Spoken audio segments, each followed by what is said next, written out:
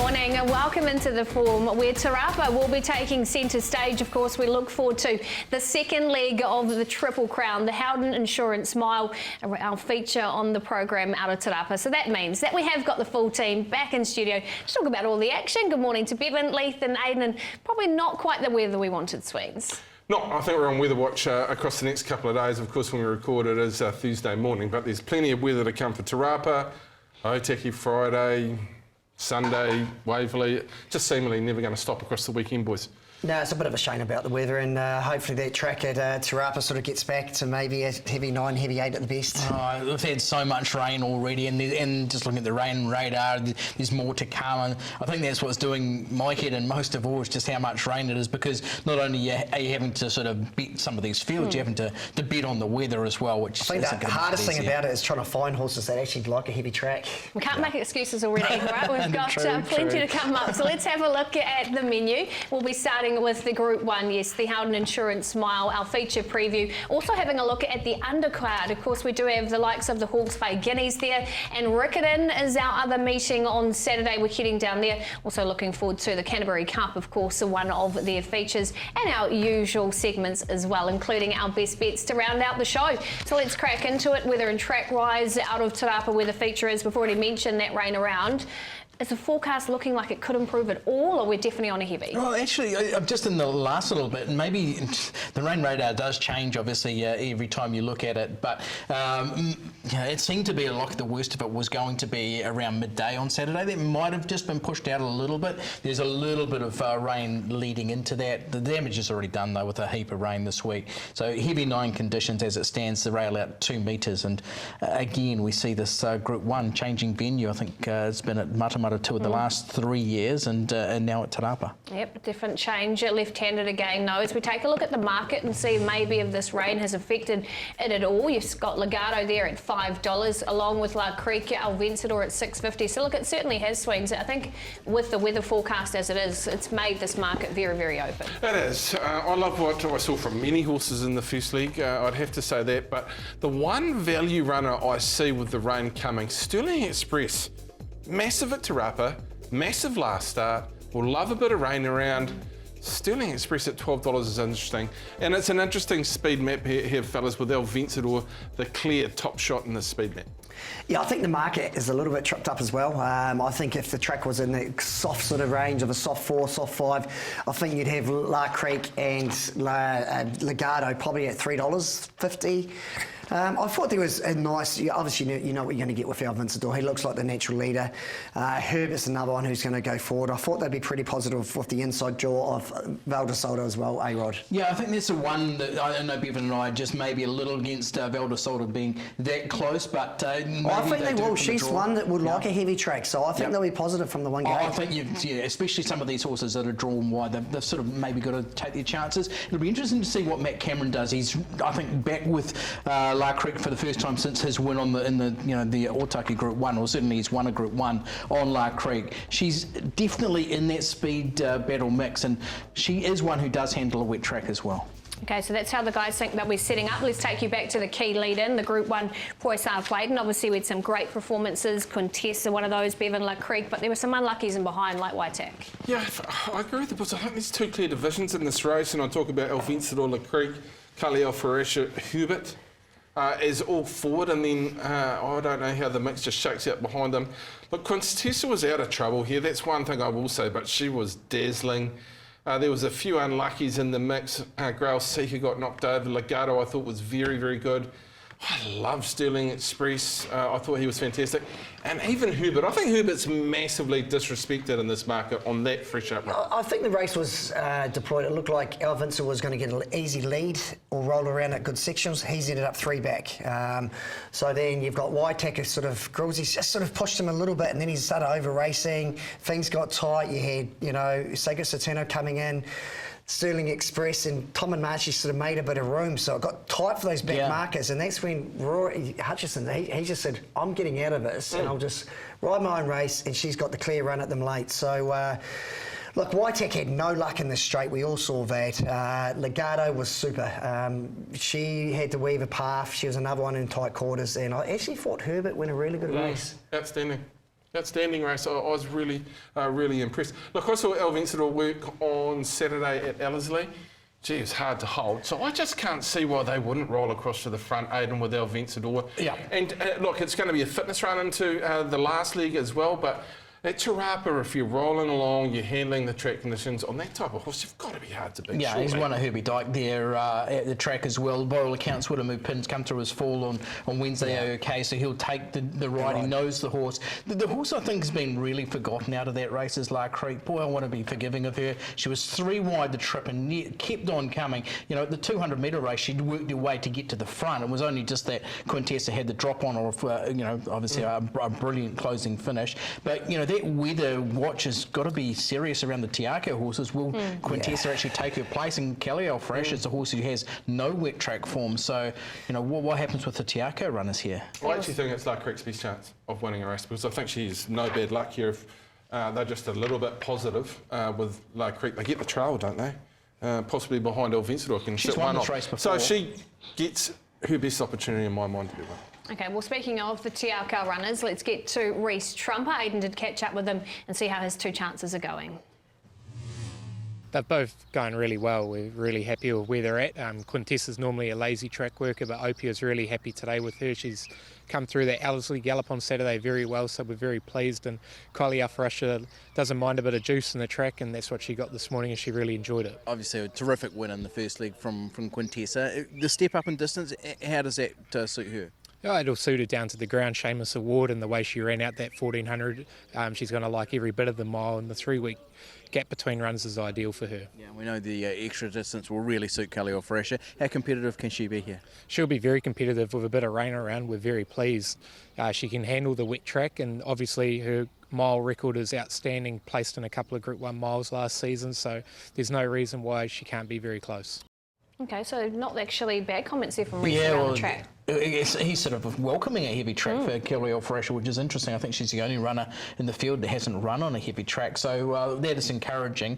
But they've also sort of said in media reports that Quintessa's, you know, Doubtful no heavy track. Definitely so. a heavy track. But what's the alternative? That's the. There is Matamata the Cup next week, but it's a listed race. Yeah, she's I know, but a two-time Group 1 winner. it could be a fitness run for the Livermore as well. So she's got to run somewhere, and yeah, I'd be surprised if she was scratched Saturday morning. Do you think they'll get her out to 2,000 metres? Why not? Okay. She raced at Moonee Valley over in a 3-year-old fillies race where she nearly dead heated. So yeah, She I ran think fourth so. in the Australian Derby when you say Oaks, was it earlier on? So. No, let's not underplay Kylie Alfarasha, because she does have a little bit of early zip, and she can find an absolute smoking spot outside La Creek, and maybe just came to the end of it fresh up. I think she'll improve with further. And She's got really good weight for age 2,000 metre form as well, so the extra distance is going to suit her down to the ground. yeah, I don't think she's out of it. Nope, she's not out of it at all. Well, Bevan, you did mention El Vencedor's very good track gallop. Let's hear from his trainer, Stephen Marsh, how he's going. Going really good. The first race has brought him on well. I loved the first run. Took him to Ellerslie on Saturday. He had a good strong gallop there. He's galloped this morning out on the back sand. And the only thing that's going to play against us, and all the rain going to come sort of today and tomorrow, and we're probably not going to get, ideally, the track to suit us on Saturday. Okay, has he progressed the way that you wanted him to out of that first run? Yeah, a lot. He still hasn't turned on the coat. He's still a little bit sort of woolly and wiry, but it's starting to come, and I think come Livermore Day you'll see him at his best again. On what we saw the first day, he's a little bit unlucky. It must give you confidence for what's ahead in the campaign. Yeah, lots of confidence. I think he's going really well. He loves Ellerslie, and yeah, as I say, it's just a shame that the track's going to be wet this weekend, but we think it's going to be. But yeah, roll on Livermore.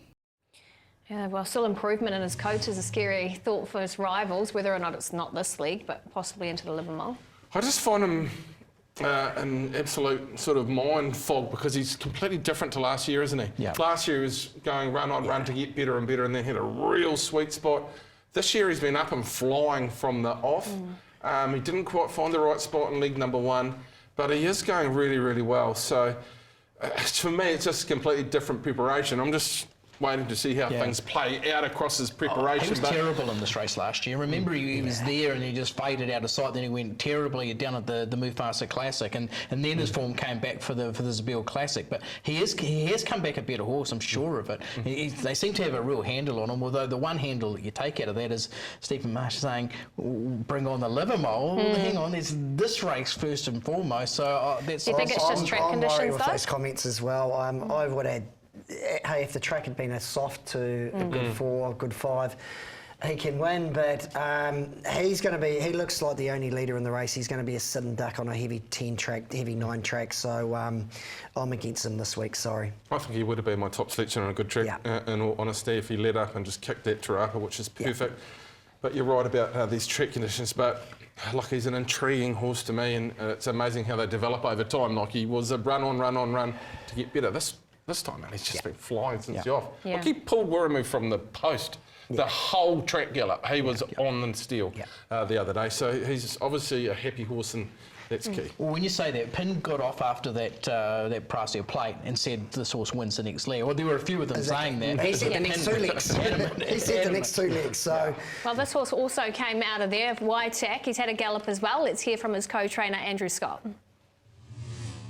Yeah, really good, Aidan. Like, he ended up having a reasonably quiet run because the doors shut on him halfway up the straight, and Craig really couldn't extend him. So for that reason, he's actually pulled up really well, and really, he slept with a light on. He's really going well. He's flying the horse. So yeah, look, going into the weekend, Tarapa, he's won round there before. He loves the mile. We've got a good bit of natural improvement under us, and we think he's going into the race going really well. He's a proven weight for age, performer there, and he's starting to get out to a more competitive distance for him. So yeah, we give him a strong push. He's going really, really well. He's come in the coat, bright horse, flying. Would you ask him training here today? Yeah, look, he had a hit out here on Monday. We took him to Ellerslie on Saturday, and incredible, so accommodating for him. And he had a nice hit out round up there. That's brought him on a little bit, and he had a nice hit out here on Monday and worked really well. And yeah, we're certainly so pleased with the horse himself, and he's just really well within sound, and he's really cracking on. So hopefully he's going to run really well for us. There you can hear from Andrew Scott as we take you to his win, taking out the Group 2 Japan Trophy. So we know what he's capable of, obviously headed across to the likes of Perth as well. Yeah, look, and this was a sort of soft 7 track as well, Pip. Look, he was very unlucky. We all saw that last start. That heavy 9, heavy 10 is a year older. Some of those horses, they don't like the track as much. He has raced okay on a heavy track before. He's going to be a long way off them from the draw. He'll be running home. He's probably a top 4 play for me. Oh, what he's been doing, like he's obviously capable. He's a Group 1 winner. He's one of those established stars of this race. I think the distance suits him absolutely. Yeah. And what he did that day was he did get back, and he's still able to really destroy them. Getting through on the inside at Tarapa won't be a problem, but is that going to be the best place to make you run? So there's all those sort of things. I think with him, he'll be brought to the outside and he'll be let loose, and he could be one of those horses who can run over the top of them. Yeah. Oh, I don't disagree. He's going really nice. He's a different animal to what I saw 12 months ago when I saw him before his gallop. He's so sort of chilled out and relaxed now, this horse. Unlucky last time. Like, he'll have to be super and probably a little bit extra special to win from where he's going to end up in the run. And when I look at that, I go back to Fongai who possibly should have beaten him at Trentham on an off-track condition, fresh up a mile. Yeah. Wouldn't put it past them. Wouldn't put it past them as well with Fongai Hu. Okay, one to follow there. And what about Legato? She's our joint favourite. Aidan did catch up with Ken and just asked what he made of her run in the Quintessa. I thought it was a good run, yeah. I mean, Ellerslie 1400 metres, probably not her go now. She didn't have all favours. She was a little bit slow, got back, didn't get a lot of room in the straight, but I thought her best work was the last 50. Yep, okay, most of those same horses again this weekend, but there's obviously the different dynamic of Tarapa and possibly a rain-affected track. Where does she fit for this weekend? Oh, I think she's right where we want her. As you say, the track could, hopefully doesn't come up a heavy 10 or we might be in trouble, but if it's a reasonable track, left-handed, she likes Tarapa. Up to a mile, I think she's right where we want her at this stage. There's a lot of queries around these track conditions, but there's not with her at Te Rapa. We take a look at her Group 1, winning the Howden Stakes here, and obviously we know she's proven over the mile. Yeah, look, the biggest factor for me is Te Rapa. I think if you look back historically, she's not really an Ellerslie horse. But seeing her in the Birdcage Saturday, she's a beast of a mare now, absolute beast. So she's just going to take that a little bit longer to come up as she's got older. And even saying that, I thought she was super at Ellerslie in defeat, but at Te Rapa, she's a different animal. Exactly. And look, if Finney can get her out from barrier 3 and she's midfield, a little bit handier. I have a question mark on the heavy track for her, but her run at obviously Ellerslie was super. Like you said, Bevan, she's a year older. Second up record's massive, 3 for 3 at Te Rapa. A little bit to like about her. You look at all her stats and they're all good. You know, she's that type of horse. She's won 10 of 18. She's a star. She's a 3-time Group 1 winner. She loves Te Rapa. Like you say, her distance record's outstanding, 4 from 7 there as well. She's on the cover, Lee. What do you think? Well, Ned Wynn, he was on the cover last week and he was about to win a big race the other day. And maybe it's the next time, because I think Chermat was. No, I think they're due. They're definitely due. That race form's definitely due. I think it's going to be this week, though. Sure. Jeez. That's dark, boy. You almost got fangirl beat. But she didn't, right. From there, we're going to talk to some more trainers, and we'll start with Peter Bronson. Oh, it was really good. You know, he got knocked around a bit, and he still found the line pretty well. So, yeah, it's a little bit question mark over a mile. He's had one run over a mile. He's ran second. That was as a 3-year-old. So. I think he'll get a mile, but we'll find out on Saturday. Yeah. Rain-affected track, obviously he's performed on those in the past. What's your thinking going into this weekend? Well, yeah, I think he'll appreciate a bit of cut in the ground, and hopefully a lot of the others don't, so it might play in our favour, yeah.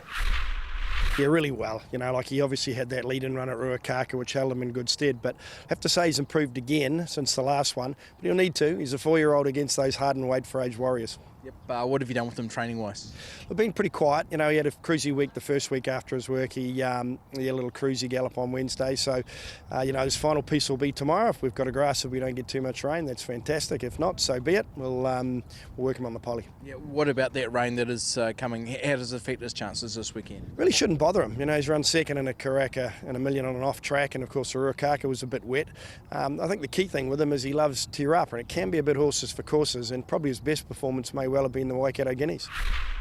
Yeah, obviously happy enough with her fresh up run over a shorter trip. She's improved a lot off that run, and her work this morning was very good. Look, we were giving consideration maybe to the Manikato Cup, but obviously with the weather forecast for the week, it could become quite testing on Saturday. She's got good Te Rapa form and obviously likes that sort of track conditions. So I think we'll let roll the dice on Saturday. Obviously she's a Group 2 winner, and it'd be lovely if she could get a Group 1 placing at least. So yeah, with the forecast coming up, I think we'll roll the dice Saturday and give her a chance. That's the thoughts of our other trainers, and my apologies, Mark Bronson, as we have a look at the Howden Insurance Mile heavy track form, and this is where it gets interesting, Swings, because not many that have won on it. Ladies' Man, though, has. Oh, look, it's something that you're just going to have to pick your spot. I mean, I'm still keen on Legato, but if there's one I'm leaning towards an each-way quote, it's probably Sterling Express, who's up, fit, handles wet track conditions at Te Rapa, and probably has just enough speed in this race to be getting home. But yeah, look, it might be a wait as long as Saturday morning before you actually have an investment into this race, lads. Yeah, look, I think if you ask every trainer in the race, they'd want better track for sure. You know, you got the Ladies' Man there, but he's actually won on a good 3 weight for age race at Wellington before as well. He's by Z.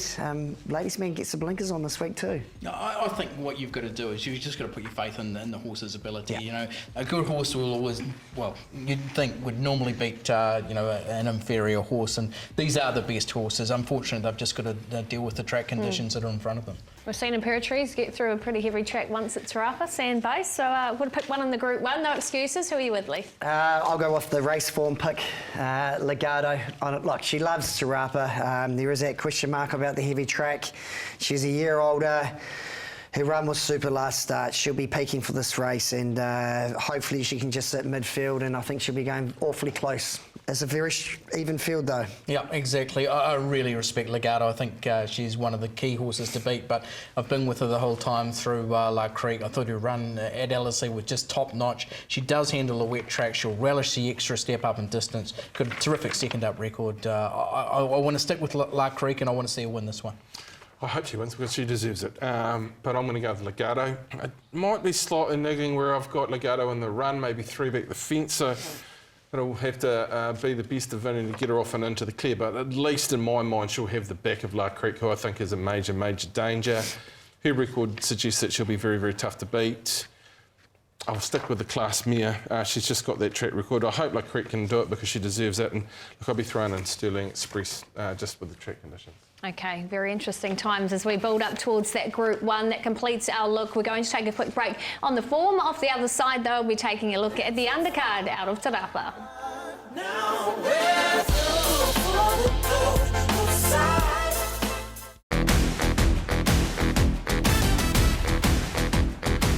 You're watching the form and it is time for our black bookers. So looking forward to these. Make sure you've got the notepad and the pen out. As always, Leith, we start with you. Who have you got for us? Look, a nice rating 65 race last week, Pip. It was like there's a number of unlucky runners in the race too. Look, Is That All on the inside didn't get much of a run. Iridescent in the middle didn't get a run either. And I think the run of Sterling Man, fresh up, he ran the closing, the last 200, the fastest of the race. And look, he's an older horse now, and he's a horse you want to follow. And he's hopefully the track gets better by next week at Manikato. Nice rating, 65, 1400 metres. It'll be going awfully close. Yeah, good race. Good racing last weekend, all told. I went to the first race. I was really taken by Love Symbol. I thought this was a terrific effort.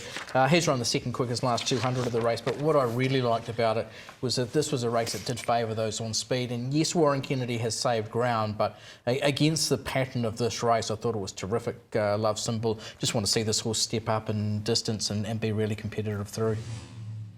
How big is Trav going on a path to the Melbourne Cup? Look, he just changed his lead leg here. His manners are so much better. This is second up over ground at Ellerslie against a decent sort of field. What I loved is past the line. He was about 5 lengths in front of this field after they went past the line. He's heading to Australia. We're going to have a big representation, Aidan tells me, in the Bart Cummings, which will include Wolfgang. Trav will be here. Mark Twain's and there. Mark Twain is there. So just looking past the line, he can win a big staying race. And I'm playing it. Me on too next week. Oh, jockey agent Bring it on, fire. bring it on. I'm playing it at Ellerslie as well with I'm All In for Stephen Marsh and Cambridge stud. Now 4-year-old, who had a pretty good 3-year-old season as well. He was last turning in. Best closing sectionals, gets past Manikato just there on the line, who was pretty good in this race as well. So happy to follow the Stephen Marsh stable that's in form with the I'm All In. Here's a summary, as you can see down the bottom of the page here, well, on the screen, and make sure you note them down. And those are our black bookers for the week. From there, we're going to take you to Te Rapa because it's time to have a look at the 3-year-olds again. The Hawke's Bay Guineas is our first feature we want to have a look at on the undercard. It is, of course, sponsored by the Timber Span. And favourite, He Who Dares, 440 from Landlock at 5s, Affirmative Action, well, no longer the big price now, Sweens. The bookers have found it at 5s, and then Quando at 650. Any value for you? Well, I actually thought He Who Dares would be shorter in this market, just off what it did last start. Affirmative Action was great from a forward position. Quando's a really interesting runner coming in, but just beat a weak field, but there's a big wrap on Quando. Navy's Dream's probably a little bit underrated as well, boys. Yeah, I thought it was a easy race to sort of map as well. Faultless probably looks like the natural leader from barrier 4. I thought Quando's only had the one start where it led at Matamata. Yep. Magic Carpet will go forward, and Affirmative Action, you know, just from a better draw, they might just sit in behind a speed. Tale of Gypsy, well, they've been waiting for a draw. They've got one. They'll ride it quiet. Yeah, I agree. Those first 4. The problems these horses are, where do they sort of end up? He Who Dares, I think, is one of the trickiest draws in the race. And Country Salon, the other horses I had mapped out wider. I don't think more to think about from that draw. It can push forward, otherwise they really risk Geneva's being an caught interesting runner backing up from last week as well. Yeah, it really is. That's the speed. Let's take you to the key lead, and it is the Sir Colin Meads Trophy, and you know, so many good runs out of this, including the winner. Yeah, there is. Affirmative Action, Stave the Moss. I love this horse at Taupo. He's got a real powerful physique on him, and look, he ran right up to his looks that I saw at Taupo. I thought He Who Dares was fantastic. in the race, and probably should have been favourite and a stronger favourite just on what we saw in this particular race. Bulgari really interests me. It really does interest me. It's awkwardly drawn in my mind to get back into a niggly position back on the rail, but its sectionals are really, really good, lads. But look, if they run that race again, then affirmative action is going to be hard to beat. Landlock, look, I wonder about these track conditions, if Cody will even be there. Yeah, like He Who Dares was massive. Obviously, he got out a little bit late. He may have won the race if he got out a little bit earlier. Just a question mark, He Who Dares, maybe the wet track. I'm just a little bit against him on a heavy sort of 10, heavy 9. Bulgari was massive. He's won at Te Rapa before as well, and he's got the visor blinkers on this week. So from barrier 2, he might be able to sit 3 spots a little bit handier. Yeah, one thing about affirmative action, the form's been top notch right through. Yep. Trialled really well, raced terrific at Taupo, and then got a deserved win in listed company next time, albeit a big price. Draws a little bit better than He Who Dares, but maybe that's where we got to factor in that heavy trap, because and we're even saying it for the Group 1 later on. If you are wider, it might not be the worst place to be. I think with affirmative action, I did see him at Taupo, and I didn't quite let go that day. And I know at least going to say, because Taupo's awkward for a first it's hard for a first starter having a couple of trials, and they got out wide. And he was good. Good enough, yeah. Good enough, I thought. Did chase home Faultless that day, who's a race rival here today as well. Yeah, jumping back to 1,400 metres off a mile, which was interesting in its own right. But yeah, look, affirmative action's flying. There's no doubt about that, but good competitive race. It really is. Okay, well, let's hear from Pam. We start with her as we caught up with a few trainers out of the Circular meets. Yeah, just a nice hit out today. He's pretty fit. He doesn't carry a lot of excess, and he's probably right where we want to have him. So just a little bit of ticking over, and he does it on his ear, really. He's just pretty laid-back worker, but I was happy with that. He was terrific in the Sir Colin Trophy last time out. How's he progressed? Yeah, he's just been hum. That's who he is. He was like that before the Colonnades, and he's just ticked over nicely to this 1,400 metres coming up. Yeah, we couldn't be any happier with the way he's come through. Ellerslie, I think he was very stiff not to win. He just got held up for a couple of strides there when they swung in, but he was very game and showed that the 1,400 metres is what he needs. No, very pleasing. Pleased the whole way this whole campaign, to be fair. He had one start, one win last campaign, and then his first run was at Ellerslie the other day in the Sir Colin Meads Trophy, and he come from last on the turn or thereabouts and really got home strong. He went past some pretty well performed horses, and Rory Hutchins said, had he drawn an alley, he would have run them pretty close. So no, looking forward to Saturday. Okay, so really good thoughts there around Bulgari, who you were liking. Just with the draw, maybe is a chance. He has a big chance. Yeah, I did like him. I tried to find an actual slot for him in my top 2, actually, and then I just went with the exposed form. I suppose more than a run that suggested that the horse is going well, I just decided to go with the exposed form. His track work on Tuesday when we were there was very good. Pulled away from the other horse he was with, under Sam Wedley, who takes the ride this weekend. My concern with Bulgari, and I thought his run was terrific the other day. If it had been a firmer track, I'd have had him a lot higher. Just a wet track in the unknown is just a little concern for mine. Okay, well, a horse that didn't worry about the wet track conditions is Quando. Let's hear from his trainer, Andrew Forsman. Really well. He's actually come through that run in good order. It was a very testing track that day. We were a little bit worried how we'd bounce out of it, but he looks good. Yep. What have you done with him since? He had a nice gallop Tuesday morning leading into Saturday. Good galloping company on the back sand here at Cambridge, and it was very strong work. Okay, it'd be interesting to see how that field comes up, and obviously there's an element of a rain about this week as well. Yeah, initially we weren't going to go down this path, but with the rain and the forecast and the potential of a wet track, we thought, well, his ability to cope with that, it's probably worth a go. I was working this day and they had a lot of rain, so we didn't look that comfortable in the conditions, but class just prevailed here. Got a nice high knee action for wet track conditions though, isn't he, by the way he puts it down. Look, we chased this horse around 8 different race lanes before they actually lined it up, and then they backed it off the map, and he delivered, but it's hard to know how this and actually you know what happened stacks. 2 days ago? You didn't back it? No, Wooden Bassett passed away. Yeah, he did. Normally the thing, when those stallions pass away, the whole team just start flying. Yeah. He's a lovely horse. Look, it's a bit of a step up from the maiden race there, but no, he's a top 4 chance for sure. Well, especially when you've heard that the rain is basically twisting Andrew's arm to say go there, you've got to put him in contention. You do. Well, another runner we haven't mentioned yet is Navy Dreams. We want to take you back to May when the runner actually won here in the listed. You like this performance, Lee? It was. He was paying $90 odd this day, Pip, and look, I know he had a searching gallop at Te Rapa last Saturday, and look, this track was soft enough to say that he's going to cope with a heavy sort of 9, heavy 10 this week. I'd say I really like what I saw from him last time. He's gone up to win here, and he was Terran Vision's a pretty smart horse as well. That's in Stakes Company. Yeah. The last start run at Ellerslie was him behind Have a Crack, still run the quickest last 8 and 6 of the race. There was a race that was actually run, I think, faster than the Colin Meads Trophy as well. So there's just enough to say this horse can be really competitive here. By Merchant Navy, obviously we don't know a lot about Barry Donoghue, and maybe that's affecting the price a little bit. But on what we've seen from this horse so far, it's a contender, bona fide contender. Is it the one for you, Lee? It is, Pip. I've got it on top. A bit of value. I think the heavy track's going to sort of...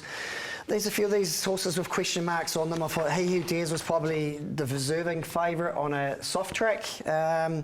Navy Dreams, he's at 20s, and I can see him drifting out to a backable price of 30s, maybe 28s. He's a great each way chance.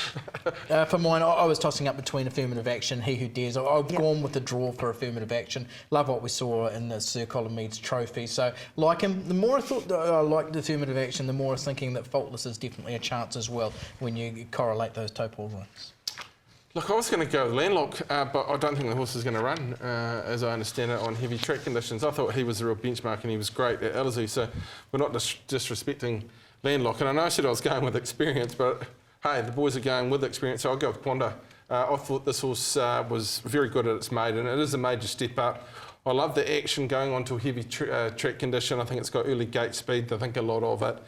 And I'm just willing to take a chance at a price on a young up-and-comer. All right, a bit of prices in the Hawke's Bay Guineas. Now let's move to race number 5, the Open, a 1400 metre here. The BCD Group Sprint, Midnight Edition, favourite 360 from Glamour Tycoon at 390. And not surprised to see him favourite with what he did last time for Bruce Wallbank. Yeah, he was fantastic, Midnight Edition, and I see no reason this horse doesn't keep stepping up. Deserves to be favourite. Glamour Tycoon is a bit of a glamour horse, really, with what she did last preparation.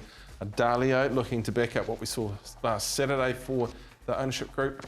Wild Knight, he's a bit of an enigma. When he gets it right, he's fantastic. And Frost Fear, like this mare, but she's coming up well. I think the key to this race, Midnight Edition, he was fresh up without a trial last time. He's had a run under his belt.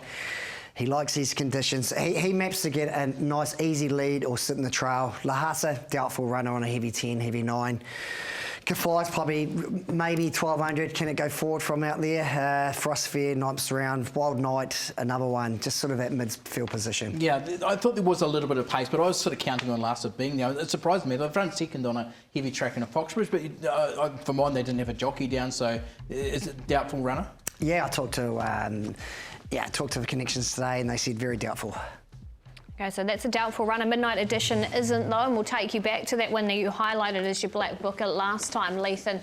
We know how good he was as a 3-year-old. Looks like he's returned very well, and these were heavy track conditions. Yeah, look, he was, obviously he only had 54.5 kilos. He was going into this fresh. He had one sort of small jump out at Pukekohe by himself over half a mile.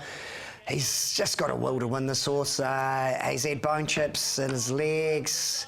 He can handle a soft to heavy track, second up record. He'll be all right this week. The good thing we're seeing from this horse is he's made that transition from 3 to 4 really well. Yeah. He's a dead heater in a Group 2 Auckland Guineas, but he's really taken that next step up. His returning run was terrific, like Leith said, all the quickest closing sections of the race, and did it with some real determination too. I think he's a speed map special, boys. I think he gets all his own way in front. I think that was quite a soft win, fresh up. I see no reason why the horse can't improve into a second up run. As Lee's mentioned, track conditions, no worries. Might be a real up-and-comer in the sprinting ranks. Okay, well, one that has actually got very good form at Te Rapa as well is Dalio. We'll take you back to her winning the Cambridge Breeders' Stakes. How do you assess her form coming in? Oh, I think the trial was good enough behind Archaic Smile, who was probably a little bit unlucky in her fresh up run. She was close up behind Alabama Lass prior to then. Here at Te Rapa, again, this is against Archaic Smile, who's probably a little bit unlucky, but had to come down, get that late split, boys, and managed to take advantage of it. So it was a really good effort. You have a no indicator come out then pretty quick. Look, I think that's how the race is going to map. She races better back. Barrier 10's not a problem. Race 5, Whiskey and Roses is outside there. He is one, if you're going to be having a saver not backing Midnight Edition. He loves Sarapa and he loves heavy ground. One thing about her, obviously, the no indicator came out because she was travelling that well. She'd have been really unlucky had she not won it. I thought her trials were both terrific. I really like her. I'm a big Adalio fan, so I'm happy to have her on top first up. I know we're up against Midnight Edition, but Adalio has a real X factor about it. I don't think we've seen the best of her. I think she's ready to go first up and she's on top for me. Yeah, it's a great field. Frostfield's been good at the trials. Whiskey and Roses, another one, he's a great player in the race. But Midnight Edition, he's going to be up there in front, outside leader in the trail. He's fit now, he should be going close on Saturday. One of the best trials I've seen in recent times was Frostfair at Ellerslie, and behind Erin Go Bra was absolutely bolting in behind them, making up ground. Look, she was only 2 lengths off Legato a couple of starts ago at Matamata. Thought a really good effort, and was at the Matamata Cup there on the 1st of March. She's come up beautifully. She'll cop, for me, track conditions to a degree. She loves the trip.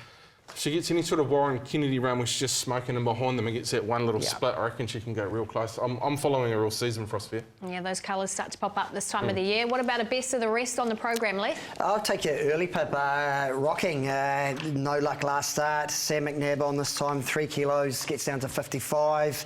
Loves Tiara Hard, loves the heavy 10, heavy 9. It should be winning race 4. There's a few people who are unhappy with me because I've hopped on horses right through the day, and I've got the same horse as Leith, but I had this horse as a tracker a couple of weeks ago, so I don't know what Leith's doing taking my horse. Did Chase Home Misunderstood, who was really good. Transcend has been a winner since and beat home the horse who ran 4th in the Sunline Vase, but Rocking was terrific. All the best closing sectionals against the pattern of that race, so I was really keen on Rocking. I thought, like Leith, who's really taking one of my horses, which I don't think's right, but anyhow.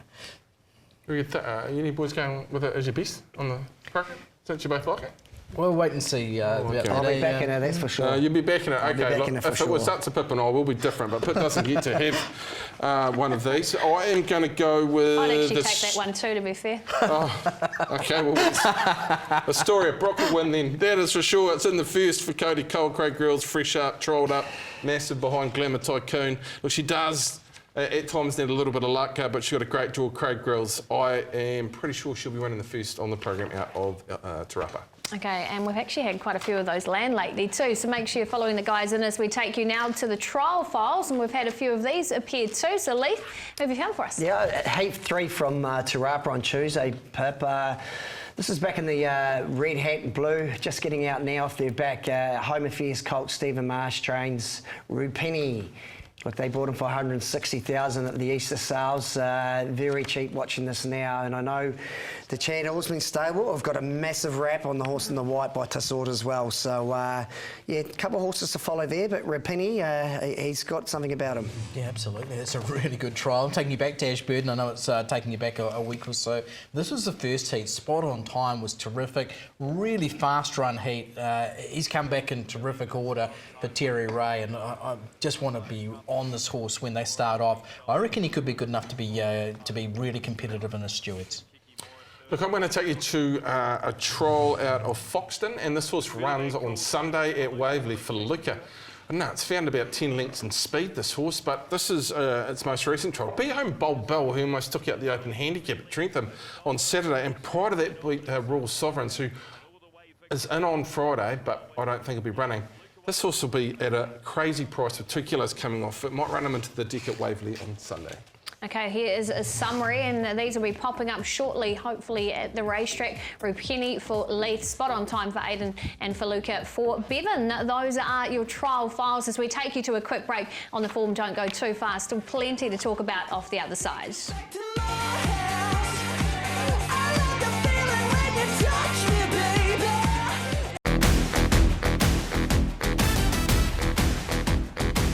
Welcome back in. It's time to take a look at Riccarton. Yes, the second domestic meeting on Saturday. Fingers crossed. Weather and track conditions are going to be a bit better than what we're expecting at Te Rapa, Aiden. Yeah, obviously they raced on a terrific track down there last time out. Soft 5 as we record this on a Thursday. We'll do it live on a Thursday, isn't it? We're not recording these days. And of course there was rain there, but whether it's going to be as bad as it initially looked, it looks as though the Alps is sort of stopping a lot of that coming through. So hopefully we're not too bad. I think we will get worse than what it reads at the moment. Okay, well, let's have a look at the feature here. It is the North Canterbury Gold Cup, and Richard Stomper is your favourite at 480 from Elegant Lady. Riviera Rebel at 650, Noble Knight. So look, again, pretty open affair according to that market. As we take a look at which one are you liking? I got to say, I've been with Riviera Rebel the whole time through. The horse does handle a wet track if it does get wet. Had just gone through a couple of flat spots in races, but does map to be in front without any real pressure at all. I've just loved what we've seen from this horse. Kylie Williams knows him really well too. He's a Group 3 winner at Riccarton, over 2,000 metres at weight for age level. Yes, this is a handicap and it means he's got a big weight to carry, and that might get tough if it's really heavy. But I'm with Riviera Rebel. Like him, I'm not going to get off this train just yet. Yeah, I like the fresh up run of SVR, the ex-Weverly trained horse. Andrew Carson's got it now. Look, it was a mile last start. Only beaten 5 lengths. I like the step up to the 2,000 metres. Good value, I thought, at 12s and sort of $3. Okay. I'm really keen on one called Musaif, down to the 52 kilos. It was fresh up since the 12th of April over 2,000 metres.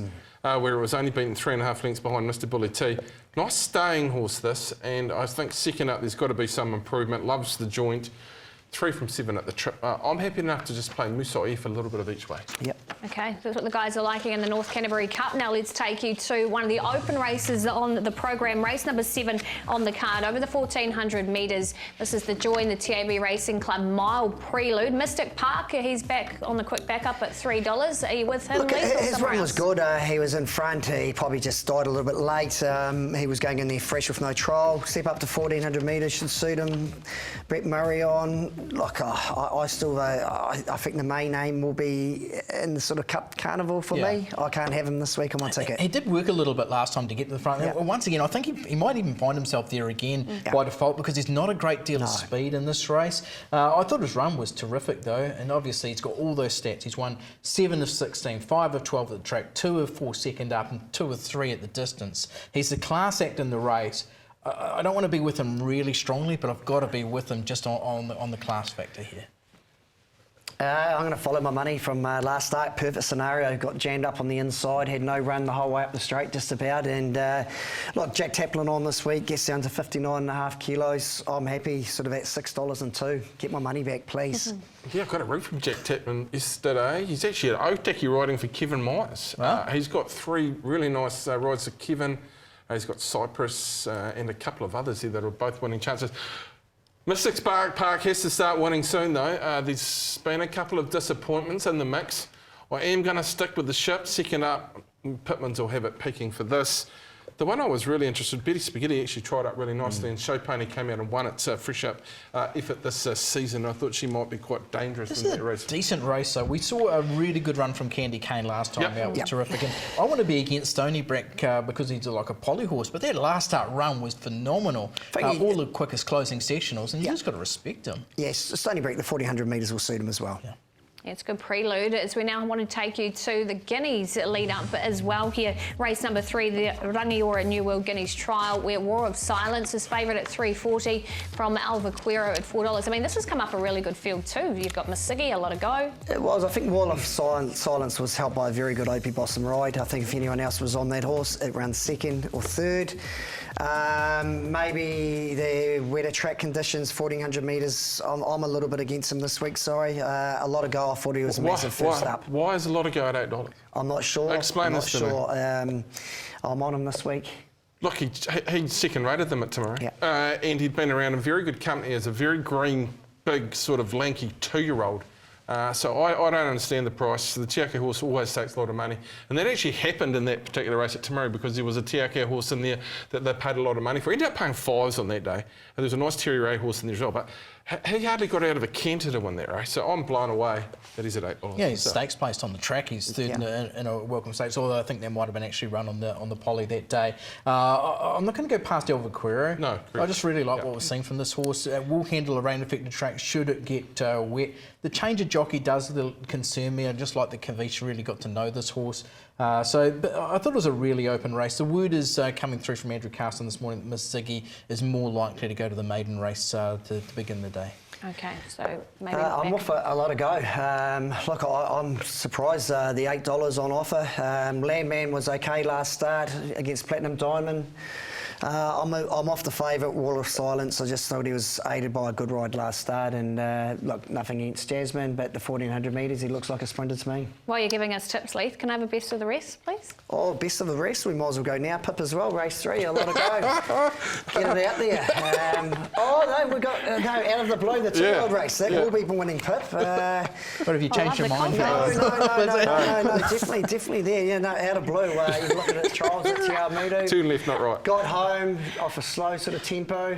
The winner, Capitalist, won another trial. So look, he's $1.70. He's not very pretty short, but from barrier 1 will be winning race 4. Okay, you're up against that South Island form out of the 2-year-old that was run on race day as well. So it'd be interesting to see how that correlates as well. I've found the Entertainer in race 5. I thought the first up run for second was terrific, but we're seeing a real surge with Anna Furlong's team. They're going really nicely. This horse chased home on file last time out. There's a 4.5 kilogram swing on a head margin last time. So yeah, I just thought the Entertainer, and if it does get wet, no problems there because she can handle that.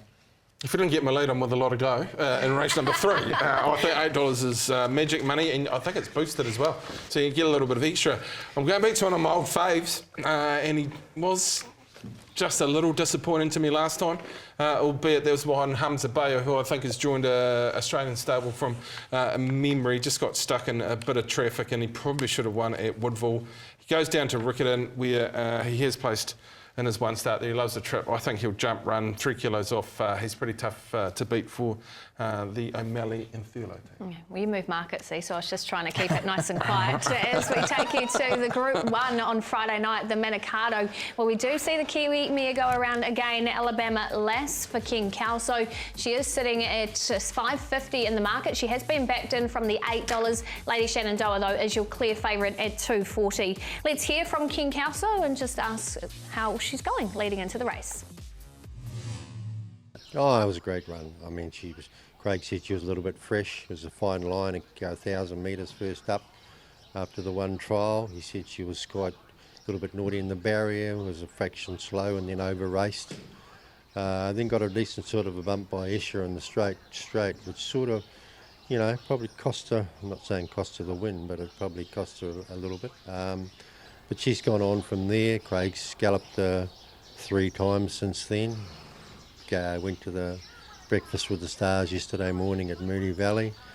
Craig rang me afterwards and was very happy with the work. So she's well, she's eating good, she's as good as we can get her. So now it's up to her, you know, whether she's good enough, I suppose you could say. But she'll keep improving as she goes along. Yeah, she's great. And we did see those comments from Craig afterwards too. She was a little bit fresh leading into that first race. Yeah, wasn't that reassuring to read? You know, Craig saying that that will have brought her on a lot. He galloped at Moonee Valley and the breakfast session on Monday, was delighted with her, said she has taken that improvement.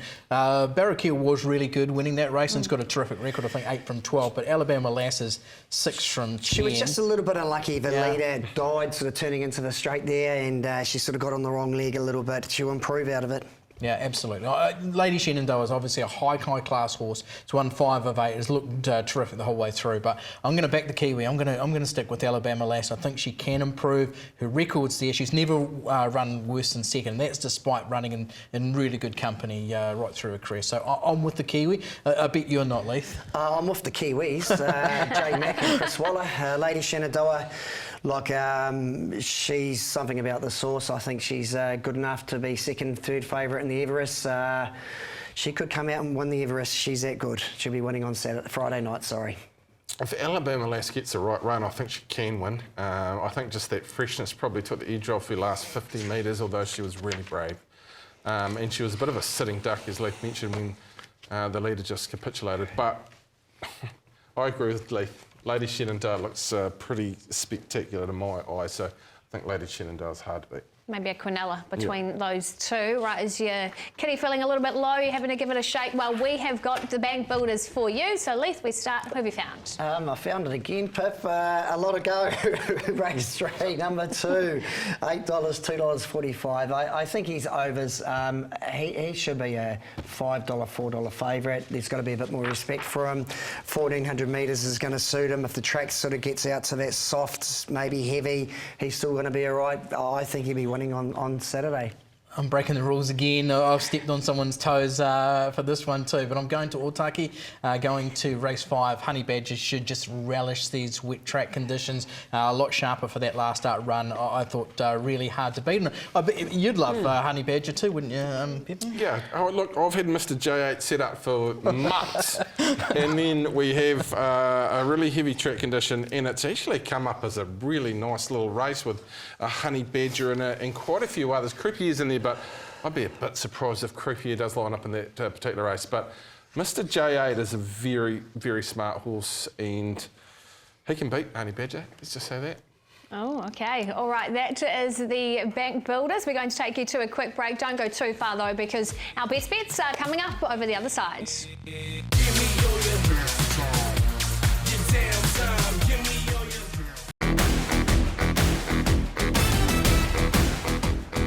Welcome back into the form. It's time for our best bets, and of course we had the trainers as well deliver plenty of them of late. So let's have a look what happened last week. Unfortunately, I only got third. I think we did have a winner though, Leith. Was that you? Fangirl apparently won. Lady Shenandoah connections. By a small nose margin, but a win's a win, Pip. What happened with your crunchy boy just swings? Charlie out yet, I'm just saying. Has he got a run yet? Oh my goodness. Stop it. Stop it. What's happening with our screen? Thaddeus Taylor. Hello. Have you come to give Aiden a bit of What's grief? he doing behind me? Oh, hello. No, look, producers, hello team. Pleasure to be joining you. Producers have been begging me to come on the form for some time. I've managed to negotiate a very exorbitant fee, which I won't go into, but something about flagging ratings, team. So here I am representing the leg up on the form.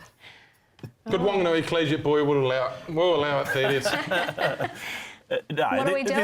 There's been a bit of banter. Now, there has been a bit of banter between the leg up and the form, whether it's Leith making a fixed exactor at Timaru with 3 horses under $4 is better the weekend, or Aiden Black booking a Foxbridge Plate winner, or my terrible tipping. There's a bit of fever building between the leg up and the form, and I want to settle it. I'm here to settle it, and I've come up with a way to settle it. It's called the Leg Up versus the Form Punters Challenge. You can see it on screen now. 16-week competition, $100 spend each week. We face off each presenter 1 week. The highest profit wins the head-to-head. They get $100 bonus cash plus their winnings into the respective show's pots. The show with the highest pot after 16 weeks is deemed the winner. And the loser's to cook a 4-course meal. I don't know if that's much of a reward, because looking at you guys, I don't see too many gourmands amongst the panel there, but that is the prize, and obviously we'll find a good way to spend that money some way at the end of this competition. So, look, you can see it on screen there. What a lineup! And look, the match. Paul Mawadi's head? That's some terrible photoshopping on Paul Mawadi. He's certainly not that thin. I can assure you, Bevan. Look, the matchup everyone wants, the matchup everyone's been talking about, is yours truly versus one Aidan Rodley. I'm going to go first with my $100 spend here. I'm going to race 2 at Riccarton Amani, $10 each way. Former Northern a second up, paying $18. Musaif, I'm with you, Bevan. $20 to win, that is. $20 to win on Musaif. Liechtenstein, $20 to win at Te Rapa race 4, going up against Rocking. And Navy Dreams, $20 a place on Navy Dreams. I've got $10 a win also. I'm using a bit of form strategy here, a bit of form insight on Alabama Lass, the star trialist for Aidan Rodley. Also got $10 a win there. So there's my $100 betting strategy. A-Rod, what do you got? Yeah, I'm going to actually sub out. I'm going to put Pip in this. Oh, you can't run ski. Okay, I see he's picked up Musa F, who Bevan liked, and Navy Dreams who you like. So he's obviously been watching the show already, which is right. I'm going to the Entertainer, 20 over 30 in race 5. Riviera Rebel in the Cup there, 10 over 20, and Honey Badger 10 each way at Waitak. So we've had to counsel him for the last 2 hours, me and Leith, just to get him up the captain. I said, walk towards the pressure, walk towards it. Not the captain, it's the captain. Oh, you started it. Thad, he didn't even want to come on the show today. He's been nervous. He's been a puddle of water. Good luck, team. Good luck. The only matchup I'm worried about is week 5 when I have to take on Pip. The rest I think is going to be easy, plain sailing for me. But what about Hunty? May the best team win. Hey, Hunty can't do no bet this week. That'll be impossible. Right, thanks for having me. We're looking forward to it, and we don't need to be gourmets because hopefully they'll be cooking us a feed. Now, we've run out of time for our trainers' bets, but they will be online, so make sure you check out the socials for the trainers' bet and the full review of the show. But for now, we're going to take you to our best bets for the week. So, Leith, we start with you. I'm going to go to race 7, Tarapa Pip. Look, sweet as me. He was super on the heavy sort of track there last start. Barrier 8, $6.50, $2.45 a place. I think he's a great sort of win each way play in race 7. Yeah, I love those heavy tracks too. I like Sweet as Me as well. I'm going to go to the Entertainer. Obviously, I've put this as part of my bet package against Thad, so you boys will all be hoping it's me as well. So really good run last time out. Comes in beautifully at the weight, so I've gone with the Entertainer. Swings, what about you? I hope they understand that garlic bread's an entree just on that full-course meal. Where am I going? I found it really difficult. I think I'd be nervous like A-Rod coming into this weekend with the amount of rain around. But look, there is a nice little 3-year-old filly going around at Waverley in race number 5. Shameless star for Peter and Trent Didham.